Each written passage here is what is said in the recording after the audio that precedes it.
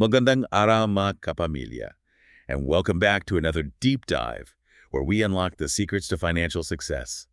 I'm Lex, And I'm Vera. and today's deep dive is dedicated to you, our amazing financially smart Pinoy community. To all of you on the path to financial independence and literacy, We're so glad you're here, and we're here to empower you. not just with knowledge, but with the tools to turn that knowledge into action. That's right. So hit that follow button, share this episode with your friends and family. Let's spread the financial wisdom. Now, Lex, what's the first gem we're going to uncover today? Well, Vera, we're going to meet Lingling Wang. Okay. She's a finance professor at UConn, and she has a pretty unique approach to teaching personal finance. Oh, what makes her approach so special? Well, she brings her own financial journey into the classroom. Okay. She talks about her investment strategies, how she manages risk, even how she's saving for her children's education. Wow, that's pretty cool. I can see how that would make things more real for the students. Right? It's one thing to read about investing in a textbook, but seeing how it works in real life from someone you trust can be incredibly powerful. Absolutely. And she has this amazing quote that I think really captures her philosophy. Go on. She says, "Not all of my students will be CFO of a corporation, but they will all be the CFO of their personal finances." I love that. It really is about taking ownership of your financial future, making informed decisions, and steering your own course toward financial independence. Exactly. But how do we actually become the CFOs of our own lives? Well, it starts with setting clear financial goals, Right. creating a budget that works for you, and making smart choices with your money.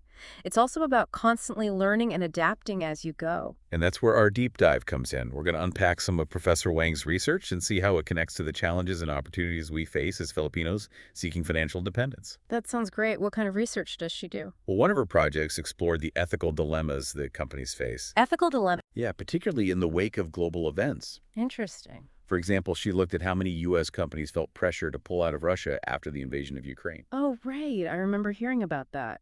But, companies providing essential services like food or healthcare, they had to weigh the potential impact of leaving.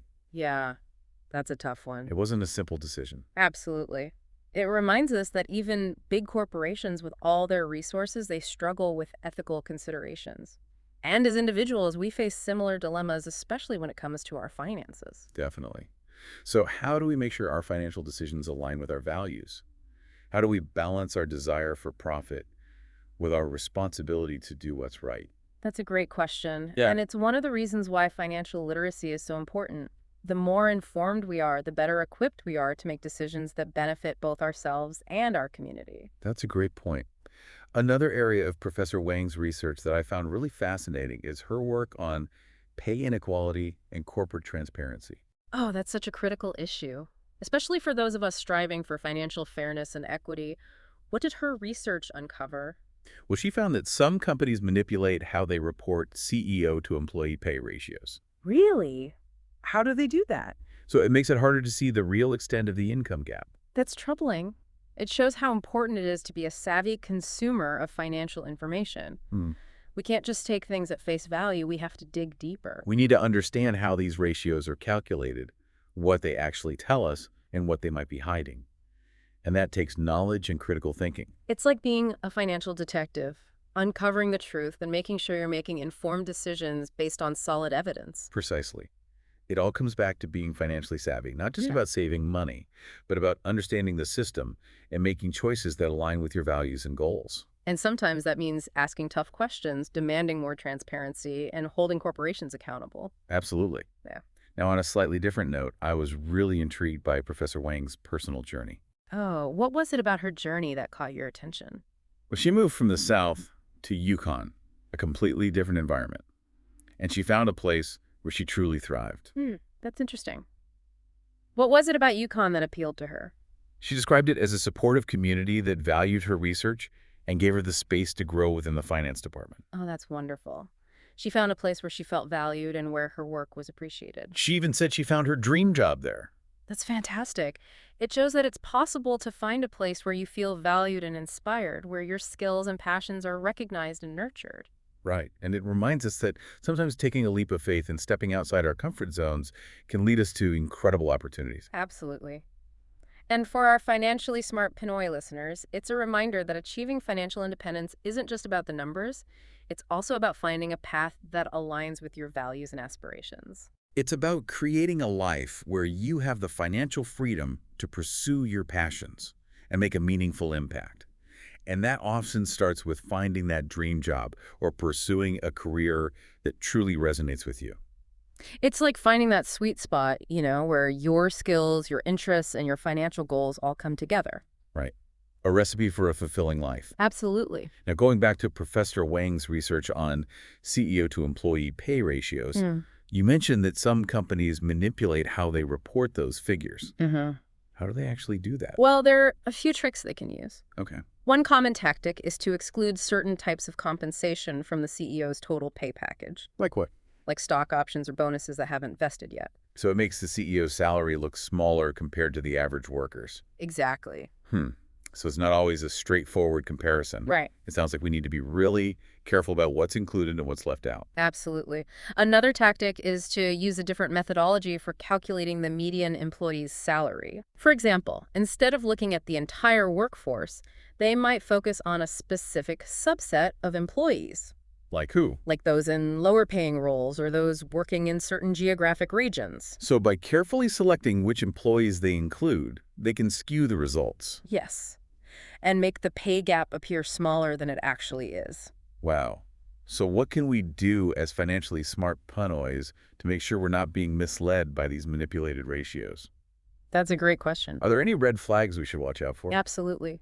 One key thing is to look beyond the headline numbers and delve into the company's financial reports.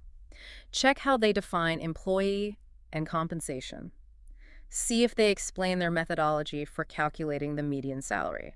So it's about being proactive and asking those critical questions. Don't just accept the information at face value, dig deeper and do your own research. Exactly.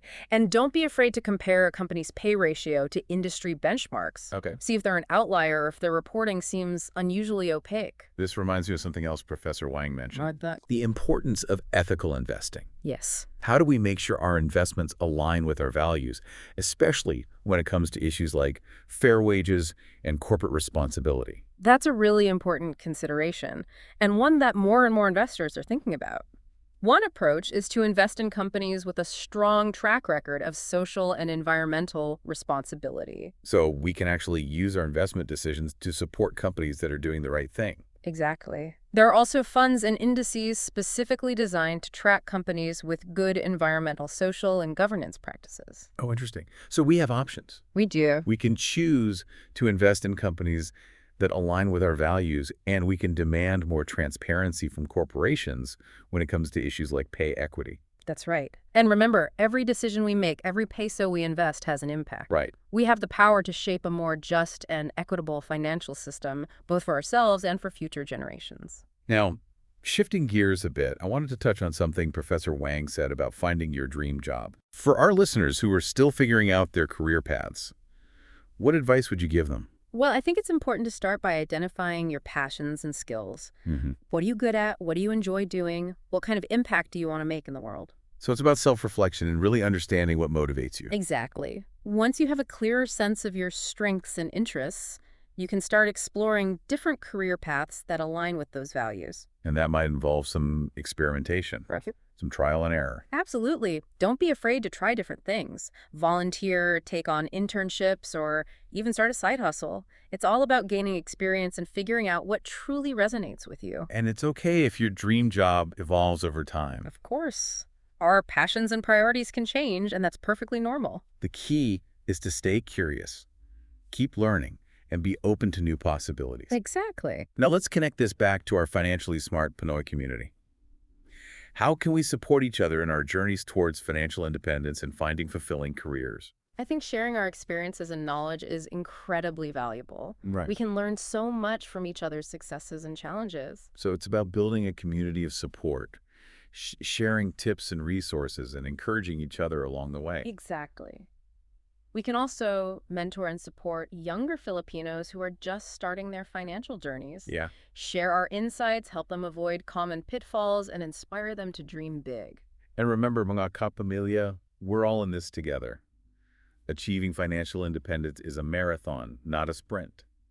There will be ups and downs, but with the right knowledge, mindset, and support system, we can all reach our goals. And who knows, maybe along the way we'll even discover our dream jobs and create a more financially empowered future for ourselves and our communities. Yeah, it really is amazing how much we can accomplish when we work together and support each other. Absolutely. And speaking of inspiring stories, I wanted to circle back to Professor Wang. Oh, yeah. What resonated with you the most from her story and her research? Honestly, her quote about being the CFO of your own life really stuck with me. It's a powerful reminder that we all have the ability to make smart financial decisions Right. and shape our own futures. It is about taking control, you know? Not just letting things happen to us, but being intentional about planning and strategizing for the life we want. Exactly. And it's not about being perfect or knowing everything right away. Yeah. It's about being willing to learn to adapt and to ask for help when we need it. It is a journey, For and it's one that we can all take no matter where we are in our financial journeys. We can all strive to be more financially savvy, to make informed decisions, and to build a more secure future for ourselves and our families. Absolutely. So as we wrap up this deep dive, let's turn to our listeners. What's one concrete action you can take this week to become a more financially empowered Pinoy? Think about it. Could it be creating a budget, exploring investment options, or maybe even just talking to a financial advisor? Every step, no matter how small, moves you closer to your goals. And remember, mga kapamilya, you don't have to do it alone. We have a supportive community here, and we're all in this together. So keep learning, keep growing, and keep striving for that financial freedom you deserve. Maraming salamat for joining us on this deep dive, mga kapamilya. Until next time, mabuhay! Ingat kayo.